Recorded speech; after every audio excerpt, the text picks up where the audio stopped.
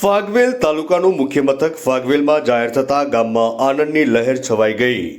ફાગવેલ ગામના ગામવાસીઓ તેમજ આજુબાજુના ગામના નાગરિકોએ 52 ગજની ભવ્ય ધજા ક્ષત્રિય વીર બાથીજી મહારાજના ચરણોમાં અર્પણ કરી અખંડ ભક્તિ અને ગૌરવનો પ્રતીક રજૂ કર્યો। ધજા અર્પણ બાદ ગામમાં ડીજેના ધમાકેદાર તાલે યુવાઓએ અને નાગરિકોએ ઉત્સાહપૂર્વક વિજયોત્સવ અને જશ્ન મનાવ્યો। સમગ્ર ફાગવેલ ગૌરવ અને આનંદથી ઝળહળી ઉઠ્યું। ફાગવેલ હવે તાલુકાનું વડું મથક બનતા ગામમાં નવી આશા અને વિકાસનો માર્ગ ખુલ્યો છે।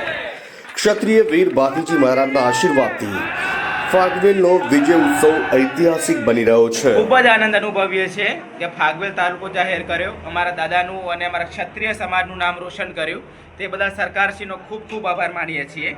અને ભવિષ્યમાં તાલુકો જે બન્યો એનું સર્વેનું, આજુબાજુના ગામડાઓનું સૌનું શૈક્ષણિક રીતે નવી કચેરીઓ ઊભી થશે, નવો રોજગાર મળશે અને નવી એક પ્રેરણા મળશે યુવાનોને। એ બદલ સરકારશ્રીનો ખૂબ ખૂબ આભાર માનીએ છીએ।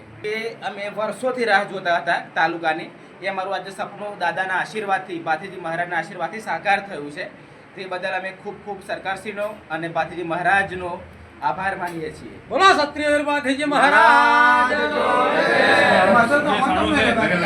સૌથી પ્રથમ બાથીજી મહારાજ આપણને જે એમના આશીર્વાદ મળ્યા છે તે અતિ સુંદર છે। અને વર્ષોથી 2013માં જે મોદી સાહેબ અને અમિત શાહ જે કહીને ગયા હતા કે ભાઈ અમે 2014-15માં તાલુકો આપીશું, પણ એના વર્ષો વીતી ગયા અને એ સપનું અધૂરું રહી ગયું। જ્યારે આજે 2025ની અંદર જે આપણા મુખ્યમંત્રી અને આપણા સંસદ સભ્યશ્રી એ જે આપણને ઉત્સાહભેર તાલુકા મથક આપ્યું છે, એને આજે અમે દિવાળી રૂપે અમે એને ઉત્સાહ મનાવી રહ્યા છે અને ફાગવેલ બાથીજી મહારાજનો અમે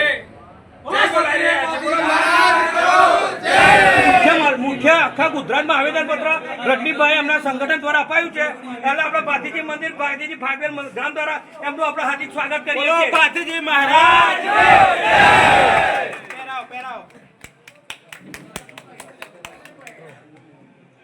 બોલો બાથીજી મહારાજ ને જય।